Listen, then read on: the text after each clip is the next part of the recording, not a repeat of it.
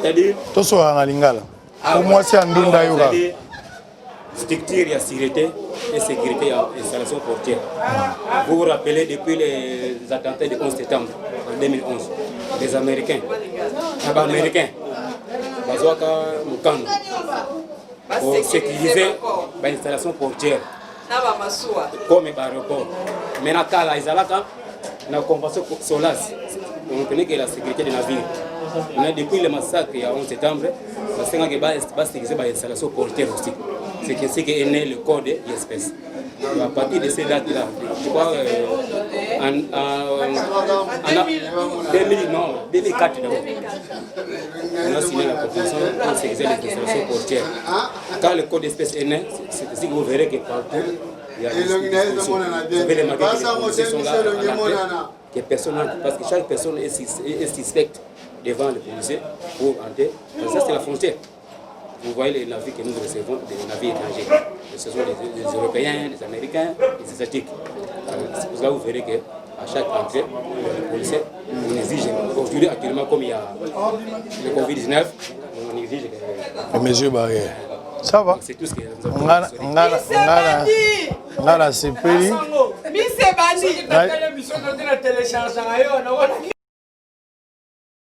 Les amis na CPI naye baboye naye ba mokonzi ya mboka auti kosala ordonnance et puis a autorisé IGF face à Moussana. Ba inspecteur ya IGF basali ba rapport par rapport ya ba société na ba entreprise au bazara exonéré plus de 1326 sociétés ba futara mbote ba taxe batangi moi ba rapport ebele wana etali binote. Mais na yoki pe bato bele ba biboma eza ya kokufa. Tant bato azolo ba boma balobi ba secteur ebele mais bino précisément boza na port. Makamba bralima etali binote, makamba so etali bino etali bino makamba port. Balobi port na bino ezali so opérationnel te. Volonté, travail ezali mais boza na problème ba machine, boza na problème ya moyen pour permettre bino au travail. Nga naza magicien te, wana za ba plainte à bateau. Serait souhaitable que j'arrive sur place pour comprendre. Pour Nzamboka uti ko lobaki ba kanga ba port nyonso eza clandestin na illégaux et eza opérationnel te. Toti kala kaka na port ya l'état pour permettre mongo ndelo nga na yena noir parce que chef de l'état ta muso akomina noir te. To bato muso so IGF akomina noir te. Moi j'aurais souhaité nazala miroir na bango. Ya onde réseau enquête na ngai. Donc to kota natala d'abord port na bino place bino bozora bilo place bilo goyaka. La difficulté nyonso bino boana il faut le dire. Eza makambo l'état, eza privé te. Montakolongolo musala azate. Au contraire, si vous parlez, le chef de l'État n'est pas un magicien pour comprendre ce qui se passe ici. Ce qui bino bo lobby ndemo konzabo kuna malade zali. Ngana zaka canal par lequel pour ça na bino vous allez exprimer. Nous allons appuyer par rapport à notre audience comme l'émission est suivie dans toute l'étendue du territoire et à travers le monde pour nous permettre de s'impliquer le plus vite. Parce que ça nous relance pour que vous ayez la matière nécessaire, intelligence en œuvre pour permettre que ma famille va vivre un bon rappel que dans le boss. Donc j'aimerais que les gens m'expliquent ça sincèrement. La divagation, soit des personnes ciblées, vous m'expliquez ma vrai problème. Qu'on divague, vrai problème, et ça nini. Tout ça la port yaboma, pour abomeza, au bâtiment historique, tout maintenant on a telle année, batuna batubaya biso petoye. Liboso avantage toi qui n'a ngoya ngo po biso moto bandeko ça. Mais difficulté toi la ngo siko po batu tel baya, bango tango baye ba société onde komi ko tcha biso na difficulté. Lelo poto relancer, il faut boyer. Donc en 10 15 20 minutes, tu peux tout ramasser et tu dis l'essentiel. OK?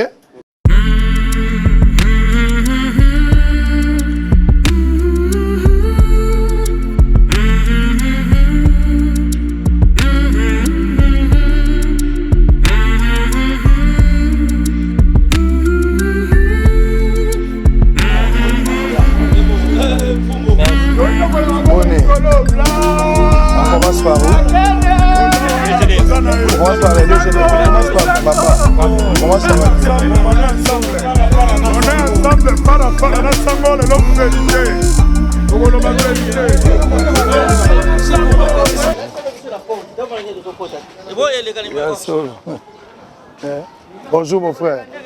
Oui, oui. Na ego talabino. Ah. Oui, oui. Bonjour Ndeko. Na yekotala yo. Très bien. Ngana yekotala yo. Na ningi na yeba parce que bato belé pour na bango na boma balobi boma eza okufa. Boma eza okufa quand on dit boma la première des choses à port. Les gens makambo nyonso tozolo baté ba bralima et le reste soit des abloko ba privé. Mais d'abord port eza okufa. Port ekufi pour na batuté. Bato bazo sa musala. Mais selon ma information tozana mo ça reste à vérifier. Nani ba yéré ya ba gens baza kofuta maté. Mais en même temps vous avez un problème matériel pour travailler. Parce que les bosso vous avez un matériel à makasi ko permettre bilo rezoya. Lelo batunsu ba lobby soki biloko eza awa po lem sous conteneur ebima. Ba gris ya rezoya ba matériel pour bimisango ezo poser bino problème. Pendant que na matadi bato baza suffisamment outillé pour nos salam. Les gens pas une difficulté, les gens sont à l'état, les gens sont à l'état. L'état est un magicien, c'est ce biso to lobité. Seul moyen que l'obéza enquête on a dans ça. Le chef de l'État a sengi ba kangaba port nyonso où ils ont moibi où ils ali officialité. Batika port ya l'État pour sala. L'État côté ça bon pour ba gens, bazana quand même la moi fiata ko le baganaza agent à l'État. C'est dans cette optique net au sali approche one. Donc je vais d'abord voir place ba mitu ba bateau et komaka. Je vais voir ba difficulté ba matériel aux ali. C'est quand je vais quitter là-bas, dans Okendepé, pas à Bajan, la route va donner ma déclaration, on tape le DGDA. Je pense que dans 30-40 minutes, on peut tout finir. Zone A. Zone opérationnelle. Parce que Massou et Yarandéa. Puis zone B. Zone B est comme entrepôt. Si on va quitter ici, parce que bombe. Zone B, au moins on zone C, A, place mon côté, la zone administrative. Ça c'est ça administration. Donc si administration a yo, oye, sali, bakamudayo, au moins le côté bataille et puis sort. Puis zone la zone D, la souk. On a les pour entrepôt. On place au bon Babylone. Il y a vide et puis ils ont chargé. Très bien. On va dédouaner Nantes. On va dédouaner Nantes. Très bien. Si on va dédouaner, c'est si vous le voyez là-bas, on a un dépôt donc ils ont rendez-vous. Mais comme nous avons député, donc ceux qui bimi vont décharger, quand ils ont un vidéo là, regardez on sous 10 mots pour le massou et koya. On a aux angles ok là. Très bien. Voilà l'explication. Donc on a revisité 4 zones. Matériel. Très bien. Et dernièrement fait le président national, président intersyndical, il y a qui a la difficulté nous sur le gouvernement, comme ça la France pour très bien. Pour le privé, je crois bien que ça va moyen pour renforcer quand même bien. Bon, nazo yoko tozama musika. Biso ba gens on attrape toujours les mingi pour nazali commandant pays ya papa bon toujours les mingi bongo yo gouvernement ça y a peu ça biso bongo wana ko permettre biso to somba ba di politique wana eza na ngelo moko ya grave so bongo ezali on attend ko somba ya mingi tu as mon téléphone non yango ilo ko mingi to be ka cité surtout jim bongo wana gouvernement o ezala pe so on attend le problème wana il paraît que déjà bandimi la pensionnaire va bima déjà ça fait 5 ans ou 10 ans la foot à ils sont toujours payés ok bon on a celui qui joue yango et de permettre que ba pensionnaire ba bima ba et puis on permettre juste que non ba engager sous ba jeune na on attend pour ba jeune ba jouer bisika. Très bien. Donc en tout cas c'était moi to metana bon wana uta Mbongo wana ezali l'État aza na mbongo ya onatra. Nyongo. Combien à peu près 450 millions de dollars. L'État doit devoir en l'État après le président il paraît que bon l'État comment on a nyongo onatra na bandeni par exemple. Nani mutu moko a expliquer ngai. L'État le barana lingala. L'État ce qui a importé ba biloko na ye. Na compte ya l'État. On a déjà facture on a déjà maintenant dans l'État. Par rapport à la manutention, par rapport au transport. Le transport, dans le sens que, par exemple, le conteneur, l'air qui est dans ma tête, il faut qu'il ne par train qui est chassé. Facture, on a tête à Massali, à Pes dans l'État. Mais pour l'État, tout a zongi ça, à Pes à côté. Donc l'État n'a pas nyongo. Oui, or, insolvable. On a déjà, dans a zui bat, a réquité bat, pour passer à Massala. batona on a foutu bango. A foutu mai, a foutu courant. A foutu tout ce qui est taxe pour l'État. Mais l'État a aussi facture, on l'a fait ça on a après ça a été banyongwana ya mwe ça qui me tire comme plus de même 700 millions. Donc c'est plus plusieurs années. Mais tant on a par idée il y a des syndicats parce que revendiquer bambongo ya biso on a ba lobi no bino pe on a pour futa maïté pour futa couranté. L'État a kati biso soit 300 millions. Et tu as les 400 millions. Dernièrement l'intersyndical bazalaki ah ba biso que le premier ministre le ministre il a commis la ministre des Finances pour que va débloquer bon wana ba pesa na on a jusque là on a su que wana tout très bien, merci. Je pense que le problème est clair. Tokende kuna tokende tokende.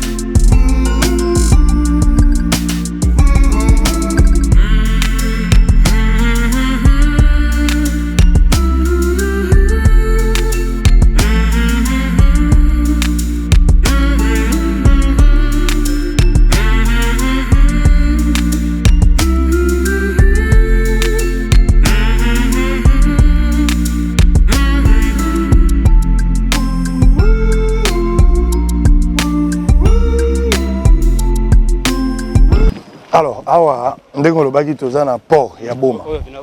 Zone opérationnelle. Zone opérationnelle. Il y a une zone A. Zone A. Donc c'est-à-dire c'est la zone la plus sécurisée en termes de sécurité et sécurité. C'est par rapport aux actes de sabotage. Comme j'ai dit au départ, depuis que le code existe, là, il y a des normes de sécurité. Et la frontière. Ça c'est la frontière. Voilà. La frontière. Donc ça c'est le fleuve, ça c'est en aval, en amont, non si c'est en amont pardon, c'est vers Matadi, l'autre côté c'est vers Banana jusqu'à Namougir. Ah ok. Ça c'est des magasins pour les stockages, les marchandises, ça sont des puits.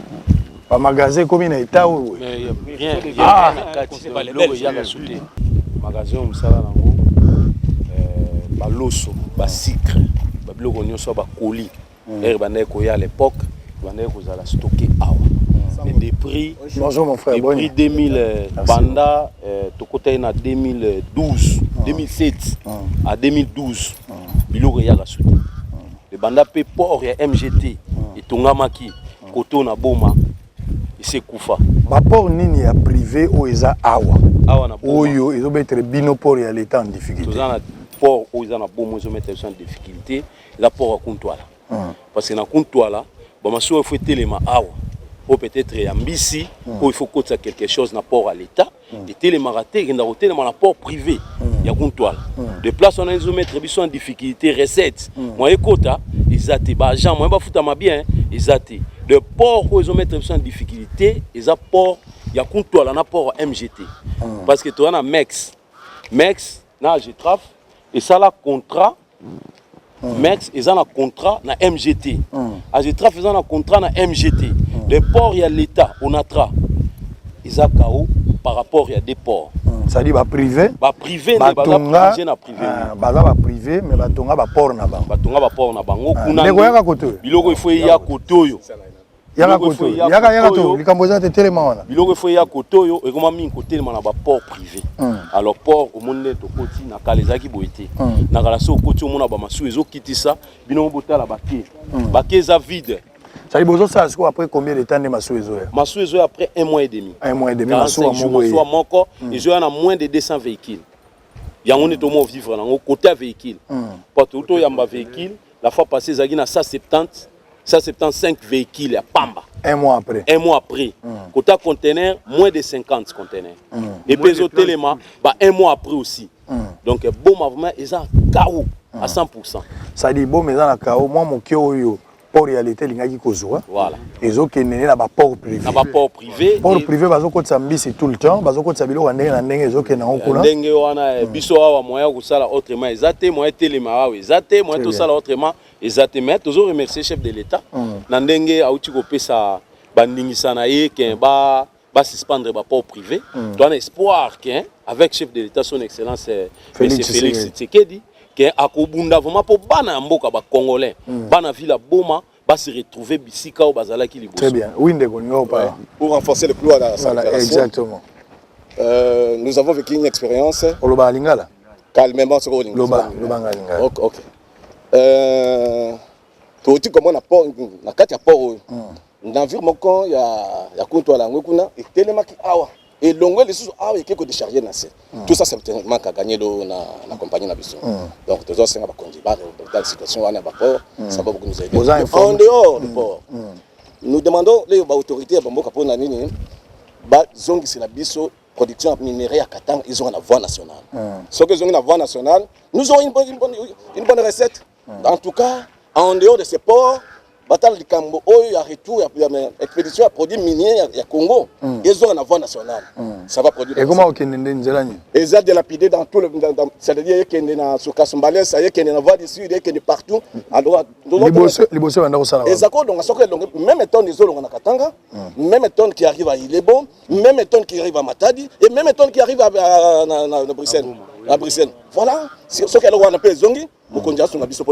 Winde, Zela, Winde. Donc ce n'est pas un problème de port privé ou port national. C'est un problème de trafic. Ceux qui trafiquent, ils sont élevés. On peut avoir plusieurs ports, mais ceux qui portent, ils ont un problème. Des ports privés. Laissez-les évoluer. Laissez-moi m'expliquer. Allez-y. C'est-à-dire que tant que l'importation est comme de gauche à droite, il y a baisse d'un côté, il y a augmentation de l'autre côté. C'est pour ça que vous verrez que l'ouest, notamment Boma et Matadi, il y a moins de navires. Pour l'importation par comme plus dans l'est. Si vous allez à Kasumbalesa, vous verrez plus d'importation. Il y a des véhicules belés par rapport à Bissau. Ce sont les mêmes importateurs qui importaient hier à Boma, n'est-ce pas? Vous verrez 2000 véhicules dans le navire Moko. Mais aujourd'hui, les mêmes importations, 200 véhicules. Parce que Bamoussous importe au Ming à Est, Bamoussous côté inverse. C'est-à-dire, il y a l'axe Europe et l'axe Asie. Très bien. C'est ça qui fait la différence. Il y a le nombre, il y a le trafic. Très bien. On a besoin. Oui, ceux qui te posent problème, tu as une solution. Et les problèmes, il faut savoir le poser. Pour que port et élément. Difficulté, outil wapi, nanazo chabino en difficulté. Bon, pour mes difficultés, tu as vraiment la port à bon, mais ça bon. Mingi na côté à importation. L'importation, difficulté za wapi. Ba taxe ya Ofida. Et ça vraiment tellement très élevé. Il y a un des autres services d'importation, bilo comme ya mingi ezati. Ba client ba komi ko kima. Yango bazo kendeke mingi le mususu na port privé. Yango excusez Angola. S'il vous plaît, laissez-les, vous allez compléter. Yango siko na lingi tozo senga na mokonzi mboka son excellence le président de la République et monsieur Félix Antoine Tshisekedi. Que asunga biso na côté ya ndenge ba importaka ba biloko ba kitsa taxe ya Ofida ya ba taxe nyo surtout ba réduire yango. Ba DGDA. Ba réduire ba taxe yango nde ko permettre biso siko ke biloko e banda koyebele parce que ba kia bazo kima ba ko ba payer étranger parce que pas na biso a douane est trop cher. Ils ont vraiment trop cher. Donc c'est pour ça que bazo kima biloko ils ont belé une fois poto et on permet biso pour que tout avance. Très bien, Winde. Venez. Olinga kolobani. Moi je suis magasinier à Dijon. Malgré tout, ta on est sali dans ma coup de mer. On a tra. Nangana ebilengo on a tra. Ma papa langa basala une compagnie au Traco. Mais ce qu'on compte quand magasin on est divisé. J'ai la capacité, il y a 120 000 sacs. À ta sac on va dans 2000. Il y a capacité comment la soupe marchandise les gars dans le port privé et qu'il y a un entrepôt privé. Ma moko bakiko tiango na balade ainsi de suite et les autres na banane awa et comment poubelle ce qu'on continue mon vivre et les magasin comme poubelle donc vraiment très sécurité de l'état azon service au Traco ou l'onatra dans le temps. Très bien. Oui, tu voulais compléter.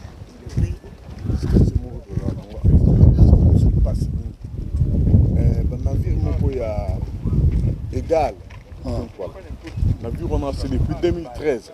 Parce qu'il y a un contrat où il y a bétonné port on a tra. Alors on a vu on a ça un contrat qui faut pas foutre à 30%. Il y a recette na bango ya portière. OK. Oyo bango bazwa pour na quoi construire port pour va réhabiliter port. C'est depuis 2013. Banani bazwa mbongo. Architecte. Depuis 2013 sous Saka. 70% ya frère ba na vie na on peut ba na vie na on peut ba ils ont bon on peut ba reconstruire port mais jusque là peut-être nous vraiment rien ne va parce que de 2013 jusqu'à aujourd'hui ça fait 7 ans mais Moussala moko ya malunga ezo sala na biso jomona na port exact. Très bien. Très bien. Il y avait non, on a fini ici. Je pense qu'on va aller de l'autre côté. Non, le grand travail, c'est là-bas, là où les gens déposent, là où il y a tout le monde là-bas, les services DGDA. Alors, on y va. On y va vite.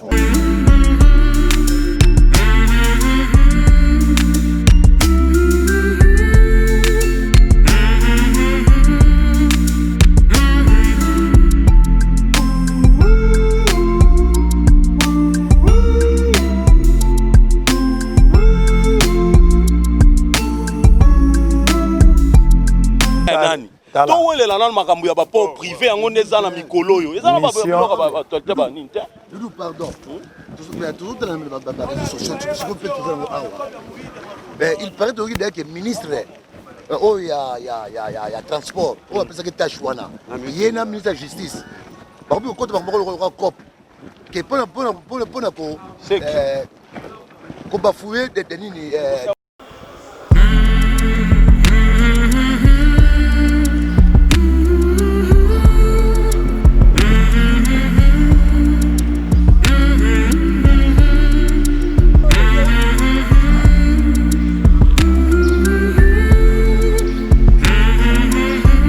Oui, ok. Problème nini ya? Où est Tuani?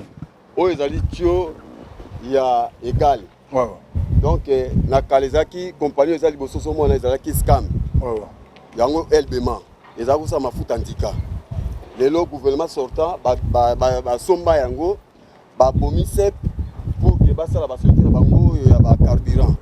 Yango moni ko égal aye a na port a jusqu'au ba tiona ye afistek azi yango atie ba tiona ye pour que soki na fina bango ye a costé a na port na boma bali ko pomper ko ba carburant na bango et comme donc na ba tanki wana oya société bango basoma kuna ya tout ça.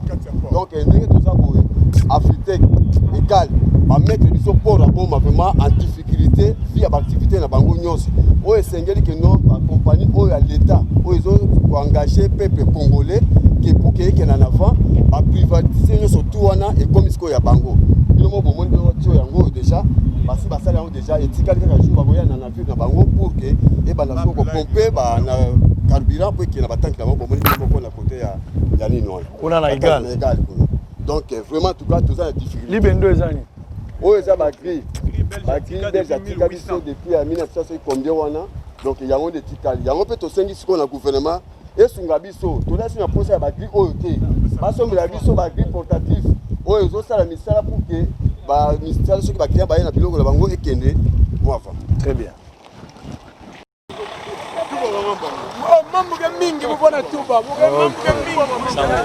nasalelaka yo blanc neige totombola mabota sikoyo nena ndako na contacte yo nabwakelo yango mpe na whatsapp oboma. Merci mon frère. Merci. Vous allez bienvenue. Merci Peli. Merci beaucoup. Ouais. Peuple congolais.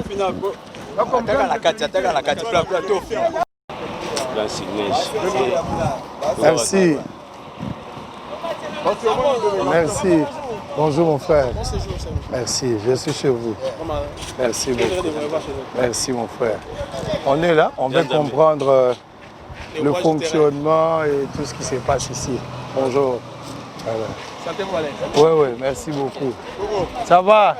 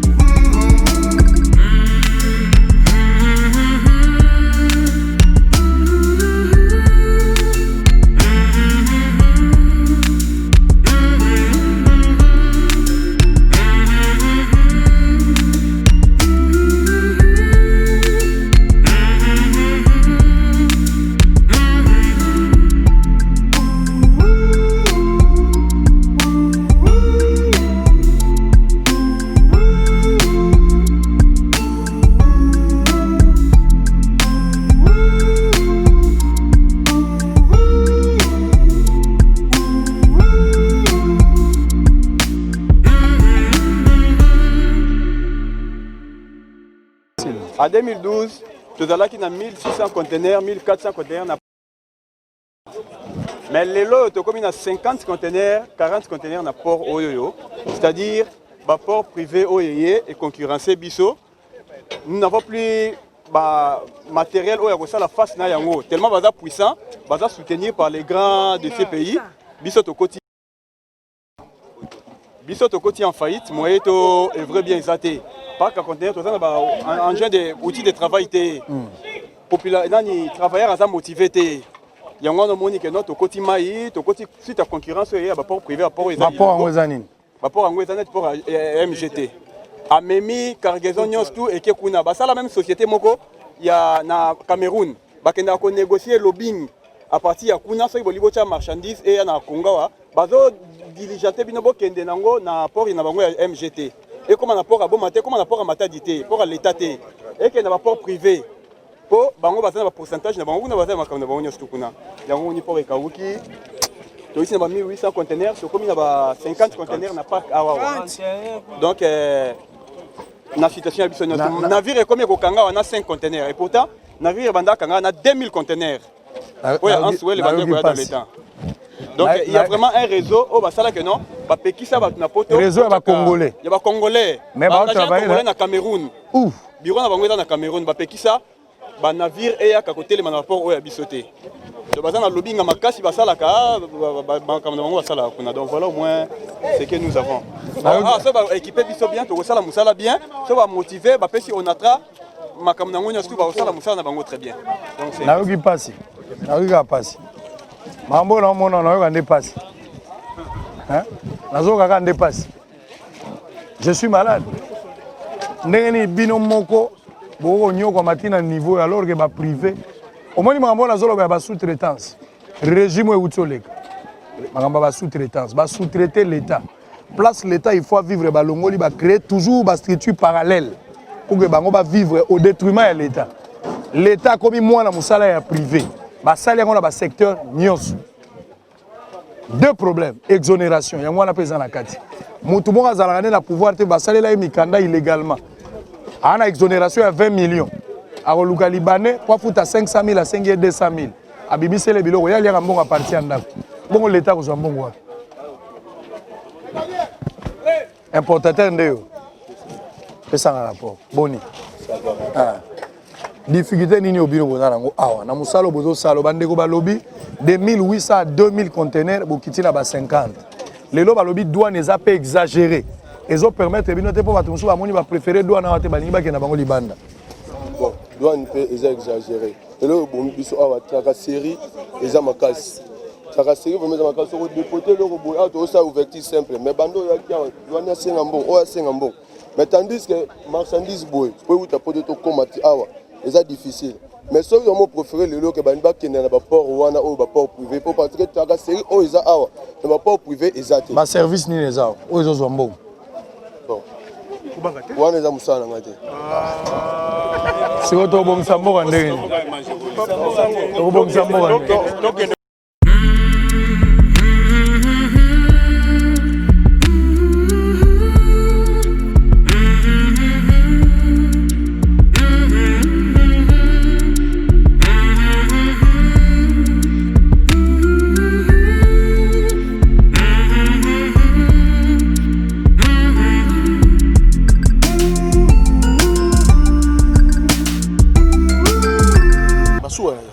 Et il y a qui a l'amboulani? Bon, ça depuis janvier. Depuis janvier, et il y a qu'à sous forme que ça est koufa. N'est pas, mais ils sont en bon état. Attends, oui, bah, qu'est-ce que ça? Pour pouvoir des douanes, on a tal au moquet. Ah. Tous en sous des termes, on a cassé le DGDA. Ah, l'andéli. Donc, on type, bah, check on a vente public, si on est pas comme on va foutre le là, bah, on va faciliter. Les gens sont à mon nez, il y a pêche, il y a pêche. Il y a pêche, bis il y a mon emballé, mon il y a mon cognon, ça m'a massoua. Donc, Mboka ça m'a massoua, mais il y a ça n'a pas massoua. Mboka na massoua, mais il y a ça n'a pas Kabila na massoua. Massoua. Ils est belé. Oui, masuwa eza ebele azosala nango pêche alinga futa lokola caboteur nzoka yakendaka na libi ekenda mpe poto na mituka omaso biloko mosusu eye ya mituka mosusu bapope majoute oyo akisa yango bato bayebakimisana omoni pompe kuna privé abimisi ekei na désordre donc kuna moye moto akota ezaka te kuna na poro oya kuntwala donc ye moto aza nde poro ya kuntwala yaye meza ya ye ndenge lelo egale ekomi kunaka mbisi moto yebima to biloko na mituka ebimaka service ya leta akoma te kuna service ya leta akomaka na baarme ekotala oyo arme oko ebimaka kaka oyo bato basamba oyo ebimaka moko awa nde epesaka ma problème moko mais kuna service ya leta akomaka te rare kaka mafia ona biloko mosusu olandi boye esebimaki nango déjà osani oloba nini donc awa bamasu ekoma oleka bino yoki etema nango kuna nde facile mpona koevite kuna ta osala nini oloba nini tala kaka comprendre bino bokoévolue te rien eloko te osala kote kore kufi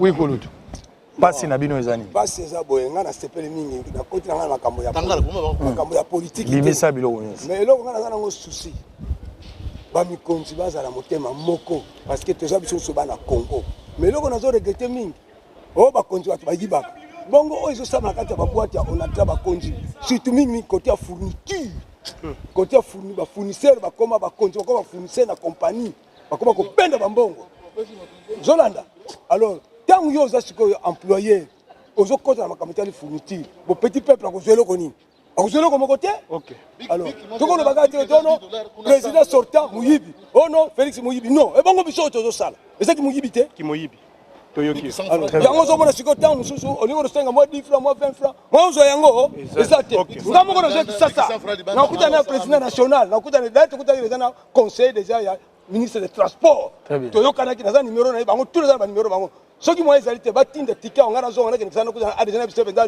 vérité nyonso naza na bapreuve kaitangala kombo na ngai très bien merci beaucoup nani roublin yoyaka kulutu yako explique nga na nayo oza bateau ya chinois oza bateau ya bachinois trois bateau osalaka bapêche na mer yango nirapita biso bambisi ebele oyo bambisi moko bien sans format ok eza yango moins cher bien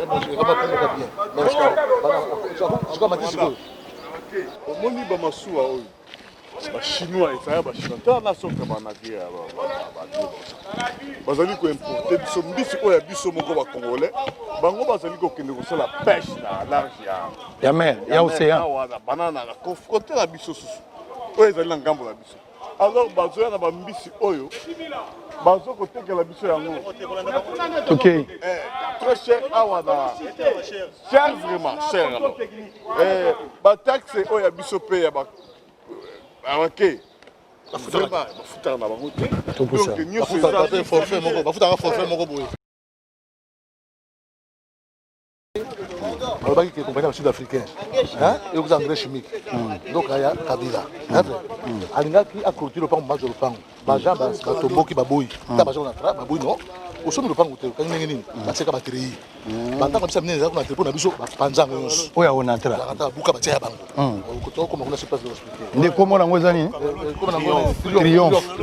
deuxième histoire nango okufa ya port aboma ndenge oyoka mituka ya moins de 10 ans na plus de 10 ans parce que bandaki koluka espace batia eloko oyo bamoni ke espace oyo bakotiela eloko oyo ezalaki bapeza awa na boma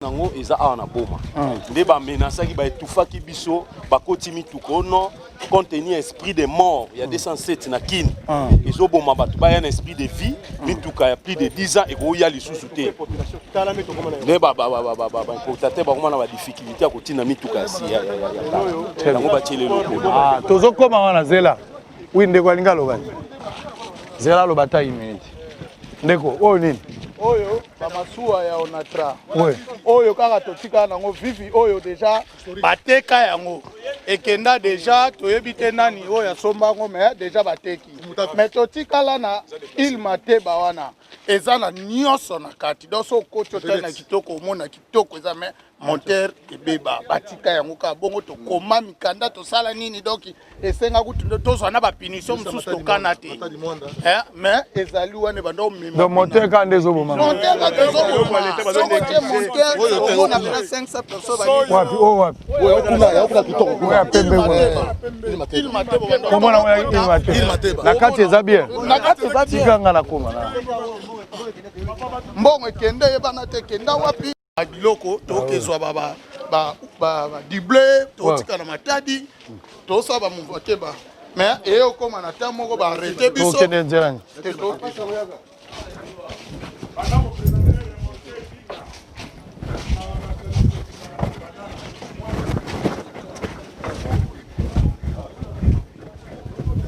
biso omona na ekomela biso place donc tokoma kotala yo 10 heures le karaté photo vanda tozela yo donc comme sika mo tokoma kotala usine na passager biso bazali kolo yo nde masuwa to bana kosala kincha matadi matadi mwanda ekumba bato ba yede hein facile en négligence donc moteur quand des awa so moteur ezongi nango pe pas de problème Onatra azangi mbongo kosoma pona na continuer ba travail na bien intérêt ya population tozomona ndenge nini kaka tozolakisa na mokili ndenge nini biloko alete eza négligé na mboka oyo pona intérêt ya ba privé voilà donc tala eloko kitoko boye na état ya malamu mais efanda kaka pona moteur okondima jamais so tozoka ba monter ba détournement mais Onatra STP compagnie monene oyo eloko eko kokotsa mbongo na caisse ya Onatra eza négligé oyo là on de cuisine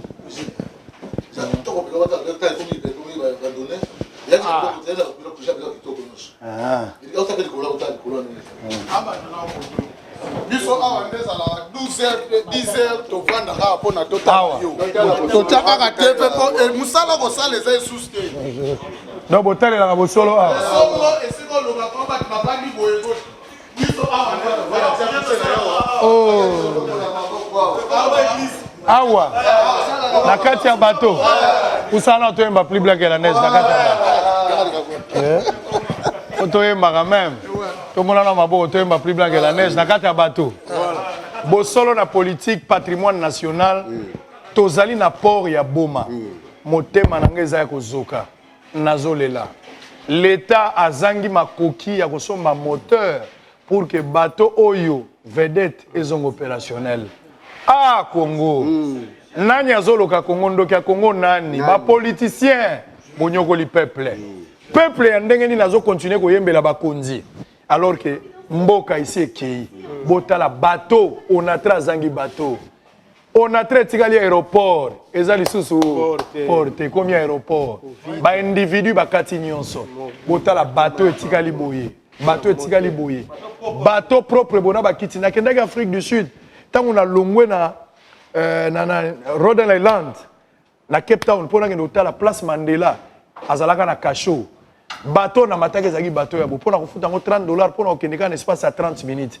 bateau ekozala ta tourisme ya mobimba ba congolais bakoma wate ekozala ta tourisme bana bazoya awa na bino mo botali condition ezali awa ayembela ta plus blanche awa voilà mponga yo nasimbi mbongo ya FCCT nasimbi ya IDPS te ya UNC na kozwa te nasimbi mbongo ya moto te na boyi pe kokoma député ata bokangami na kokoma député te po Branama boyi kokoma député so komi député ko bimaka moto mabe atokomi mosanto kobeba kaka Branama avait raison alors koluta pesinga verbe moko makasi yao ayebisi ngai liboso ya mbongo mosanto aza te liboso ya mbongo ata papa kota te epuis ayebisi nga clair bolingo ya sodo obenaka libanda te blanc plus blanc que neige blanc plus blanc que neige lavé par le sang de l'agneau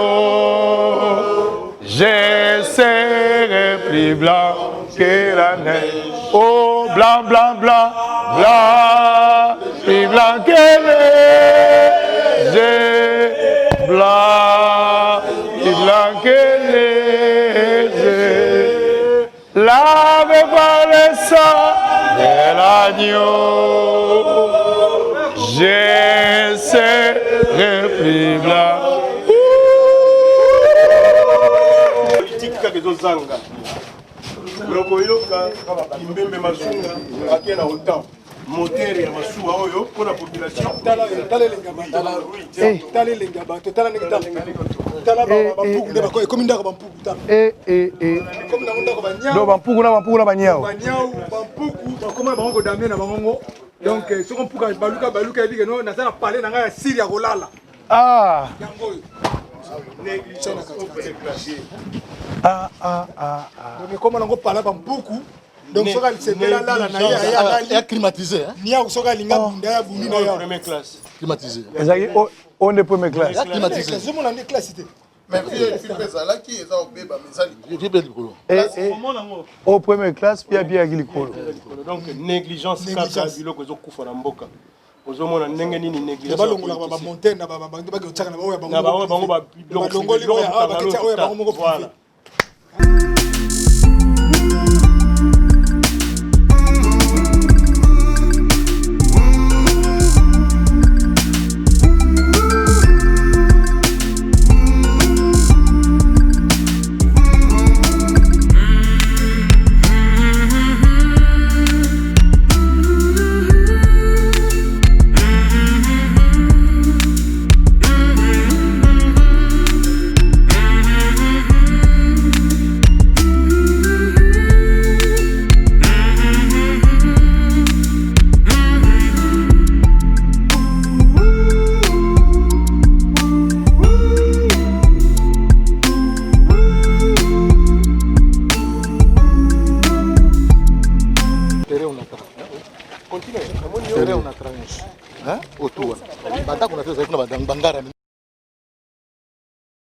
bangara minene ezali kuna aye bazwi yango bakati kuna ezalaki bangari ya onatra parking ya mituka nyonso ekiti kuna bazwi barécupere yango nani arécupere Bukangalonzo projet matata ponio ntango basali awa ezali triomphe ezali espace oyo babongisaka mpona babombaka soi-disant bangrais chimique mais c'est un éléphant blanc donc ti basala boye mbongo ya mboka ebima esala eloko moko te ndenge omoni kuna kaka na plateau de bateke biloko eza négligé ndenge mpe okomona mituka négligé donc projet ya Bukangalonzo oyo ezali moko ya babiloko bainspecteur ya finance fo balandela baluka bayeba qu'est-ce qui a été fait et qu'est-ce qui reste parce qu'au fait avec cette entreprise Triomphe parce que Polia espace ya Onatra donc Triomphe est privé eza eloko eza ramification ezali branche ya Bukangalonzo bayaka pona soi-disant ba fabricateur ba stokaka ba engrais chimique mais lelo oyo baya bazwa une grande partie ya Onatra parking à véhicule donc ndenge ndeko loba ki ne bandeli awa bayaki juste politique ya ko étouffer ville boma bakamati baye na projet d'abord ya ko étouffer ville boma par rapport ya décret au matata pona tchaka ya ko boya mituka plus de 10 ans les allait importer bazaki na plan na bango pona ba koma na niveau ya ko sala keno espace maintenant comme vide tala lelo to koma na aéroport de Boma za supporter na 2015 awa ozaki ne sika ko chama kolote très bien oui le plan ya parking en tant que chef de parc awa to bandai ko yamba à peu près 3700 véhicules sur un navire rayé. Nous avons un navire à Aerocargo Europe, na Africa, na LMC qui est Chopin, Blue Rebelle. Mais il y a une copie à Kosala qui va casser STP surtout côté à parking, les va poser bis locaux. Un grand parti de diviser parking où on a 4500 véhicules. Diviser en pobatia et keko et vana na ça la reloté. Les deux n'engé toza na kata parking lelo toza na pas plus de 200 véhicules. Ah on est toza. Moni mi tugetikala na ville à Boma. Port à Boma oyo ka port à Bilokos, makamba Bilokos, biloko à Boma. Etikala oyo. Etikala oyo. Ba betona port pour la rekosa peuple guerre. Bazo mettre propre, bazo bongisa, soi-disant mais basala biloko nyonso pour l'intérêt na bango. Les deux va poser ce contrôle technique. Alors, pour le contrôle technique, en tant que déclarant, on doit commettre le solo, il y a un loco et basala. Tant qu'on m'a tapé na tché décret na yako pekisami tout capable de 10 côtes à terre. Ba ebisi biso que non na kata mobeko wana, mutu kanyo sur côte na Congo ezali censé ezala contrôler en amont. Voilà aussi ça ko joie initiative oyo. Mais malheureusement pour na biso cette station à contrôle technique ezali station moko ezosengaka mutuka nyonso ekokota na bomba fo efuta ndenge na bande koyebisa que chaque véhicule oyo ekokota na port ya bomba fo efuta $50 de plus. Donc comme on a conteneur kuna, il y a des conteneurs qui viennent avec 6 ou 7 véhicules.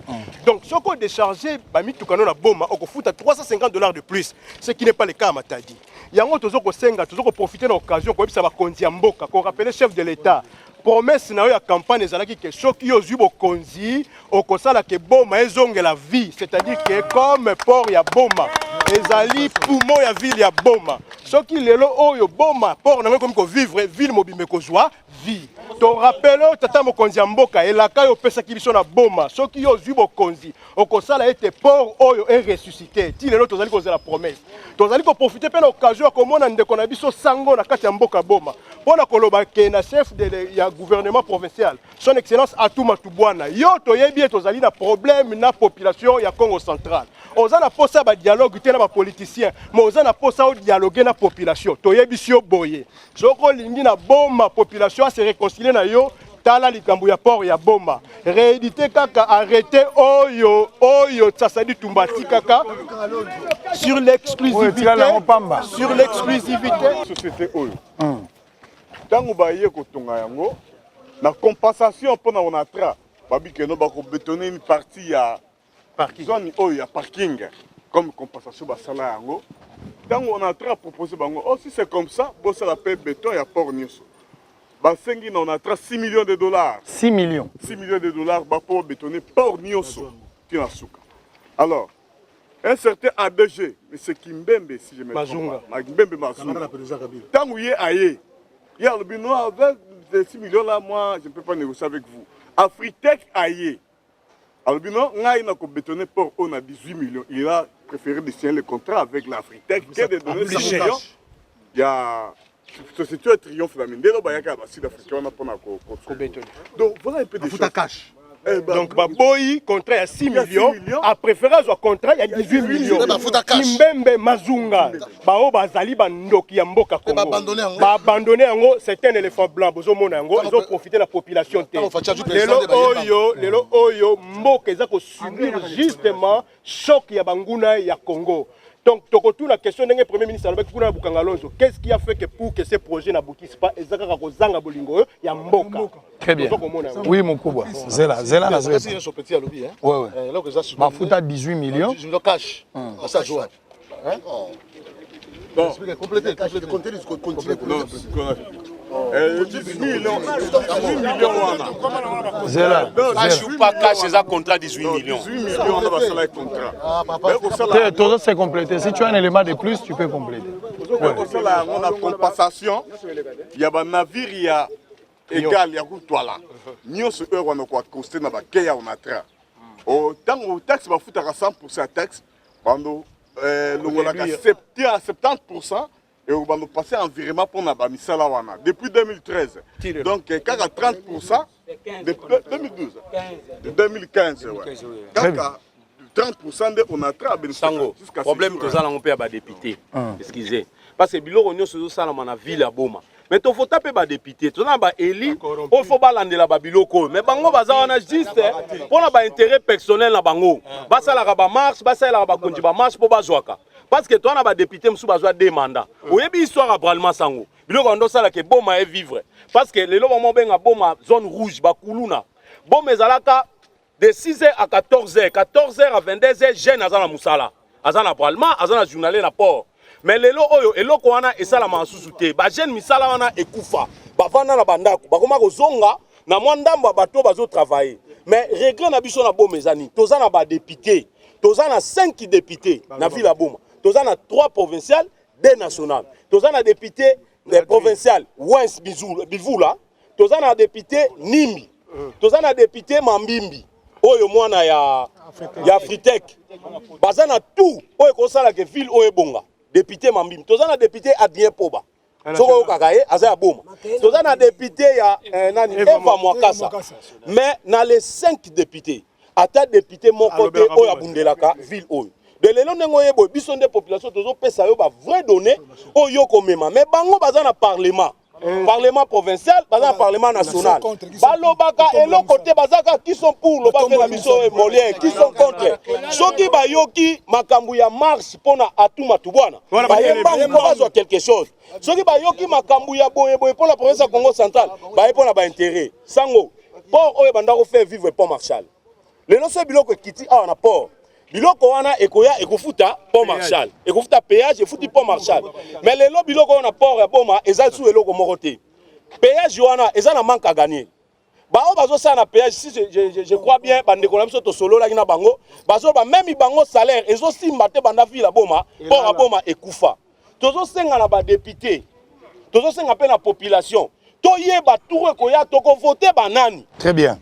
On a aussi les basala ba farine ona ba masango surtout coach po ba koma ko pola koma ko pesa ona bangulu o bangulu so zo comme ça so bangulu to zo malade très bien pele na kata ya ko pola donc manque à gagner la population alors to aussi ça na nyala tout la bino question monde to tambola ngoika sanjibo ebi zela bomba mabe bolingi na panzela bino mwelo kwa bomba question avant la tout la ngofuto yemba na biso kaka to tambola to yemba so to tamboli to yemba non le téléphone est déchargé faut faire avec le tien to yemba na biso ko tambola pona tout la bino question na ndé boma bino mabe blanc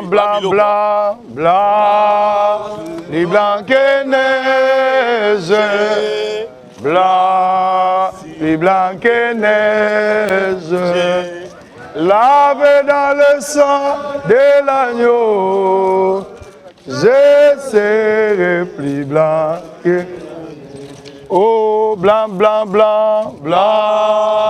plus blanc que neige blanc, plus blanc que neige, lavé dans le sang de l'agneau, je serai Congolais, oye, Ngoïka Sanja sali proposition à lobby boy. À lobby économie en Mboka après Covid-19 est affecté. On a eu à Moni en 2023, élection et à député biso batoko sala mais muta voter président et à député biso peuple té.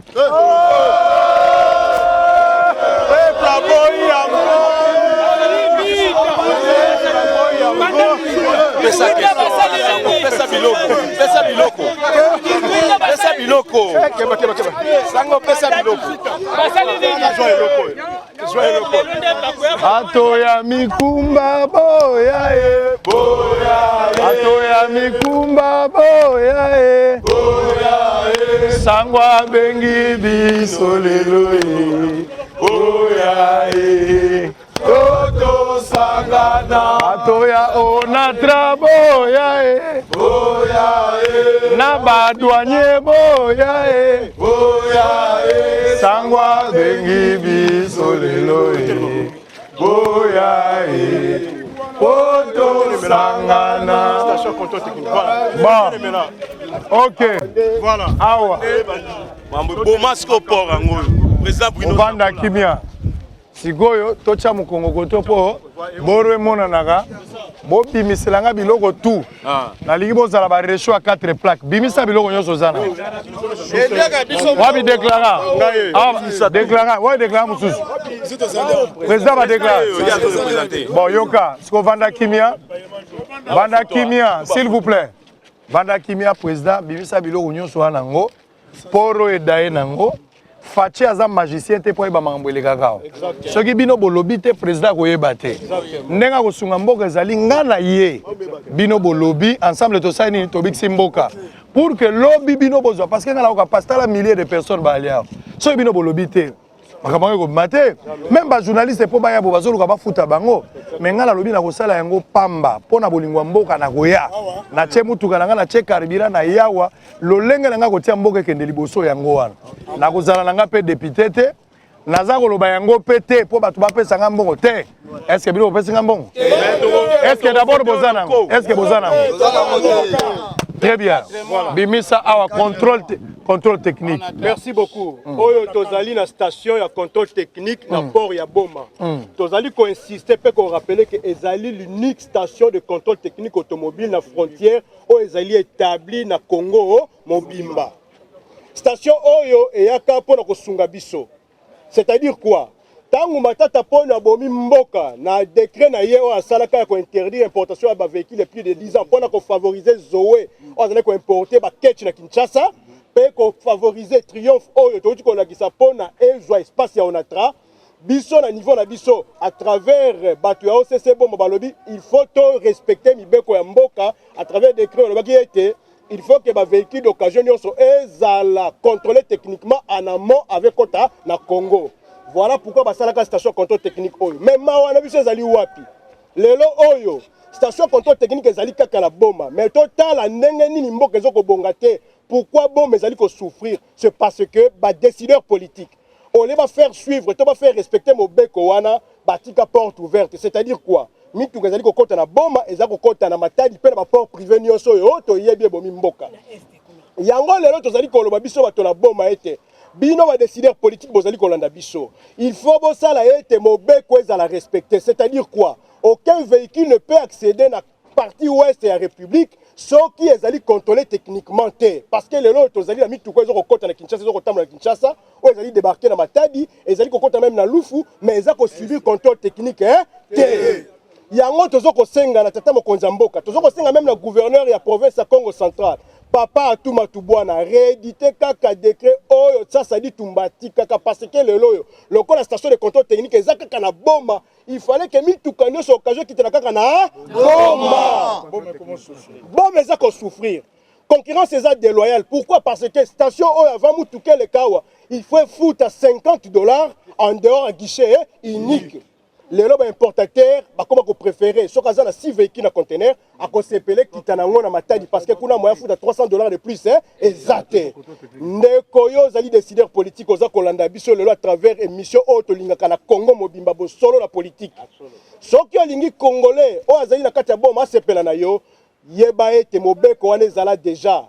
C'est arrêté to benga décret ça se dit Tumba ezala jamais abrogé. Mais tant que la province, au niveau de Matadi, les politiciens affairistes, ils ont pouvoir, ça a été décret là la pongi. Toujours que c'est un tata mokonzambo qui a réveillé, arrêté, ça dit Tumba. Oh, le baga été exclusivité. Il y a des véhicules d'occasion, ils ont déchargé quand la port, il y a bon. Tous a deux raisons valables. D'abord, il y a un arrêté qui n'a jamais été abrogé. Deuxièmement, il y a cette station de contrôle technique. Tu comprends que Mboka, mais tout comme monsieur Kota qui a contrôlé, mais monsieur Kota qui a contrôlé, il y a un message de à travers on a complété président Nasugi c'est pas président on a la vérité on a adressé directement à la chef de l'État son excellence pour na ko bakisa Villa Boma ezo subir ba punition politique voilà parce que ce ko tali na 2011 Villa Boma est soutenu papa Etienne Tshisekedi à 100%. Ce qu'on a information te mutu ami Tumba a on a Villa Boma pour Etienne à l'écate. Ah on a Ramwanda témoignage ezali. Donc on a papa Etienne à l'équité mutu azui carburant azui essence ami Sopi ami Tumbi. Banda wana loko la Villa Boma ba benga ngo ville zone rouge na mandat passé. Ye banda ba pesa biso punition na 2011. Ti lelo yango nazo senga la chef de l'État. Biso Boma to komi impatient tozo koka lisusu te to yebaki ke excellence soki aye akofongola je pona nini parce que Villa Boma soutena papa na ye et soutena IDPS mandat nyonso ya Etienne Tshisekedi le père Boma province ya Congo central et soutena à 100% aye biango sikoyo to komi na mandat oya ye mais Villa Boma zo continuer ko souffrir lelo so tuni ba mama bazana dumbi okomona ke ba mama ba kolobelo eloko marché soute banda port ekufa les seuls et loko eko sala ke Villa Boma ezonga ndenge zalaki et yamba na boboto na esengo eza port donc ye abongisana nous port tango akoya akomona accueil eko zala plus ndenge leka ikoleka donc na adressé directement la chef de l'État alanda babiloko ba ministre bazolobela ete parce que ba ministre baza na code ya ko faire souffrir Villa Boma banda 2011 merci beaucoup merci voilà biro Fida Loba, c'est fois filmé.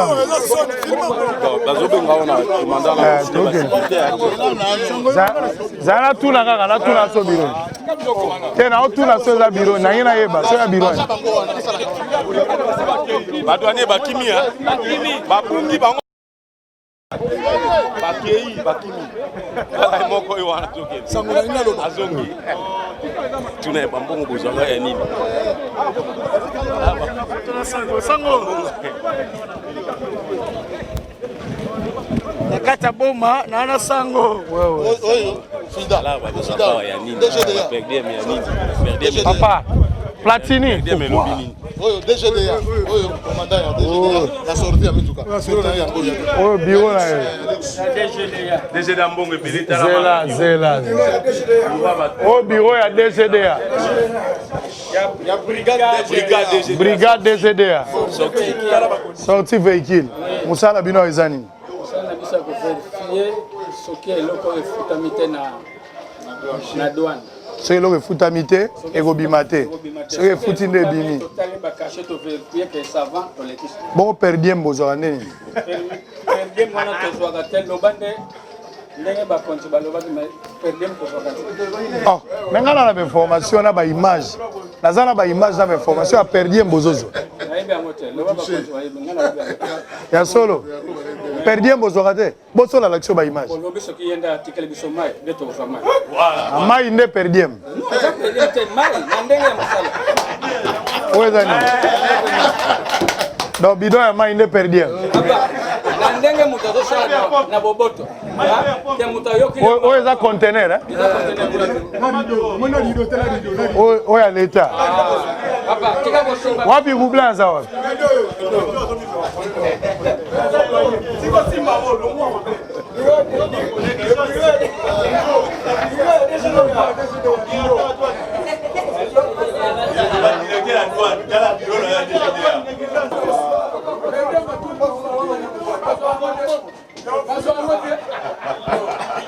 Oyo toza na boma. Nazopesa merci na ba Jean nyonso ya Onatra. Na ba douanier na ba nyonso batambusi biso bandimi to sa musalo. Mais constat eza amer. Kolela. Tala awa place azosuka place mutuka ebimaka. Sadi soki mutuka sali ba formalité nyonso place mutuka na yo ekobima. Eza nde awa. Po bima siko ezwaka contrôle na ba agent oyo bazali ya DGDA. Bango nde baza na contrôle ya kotala mutuka no efutaki eza na mikanda na bima. Soko futi te okobima te. Botali bureau na bango ndenge ezali lakisa mesa na bango wana ba mesa eza bureau moko VIP eza ya mesa. Et un climatiseur moko naturel. Mais est-ce que tala rideau na bango ata elamba ya Yesu ne kulusu babetaki zeke ko baki boyete.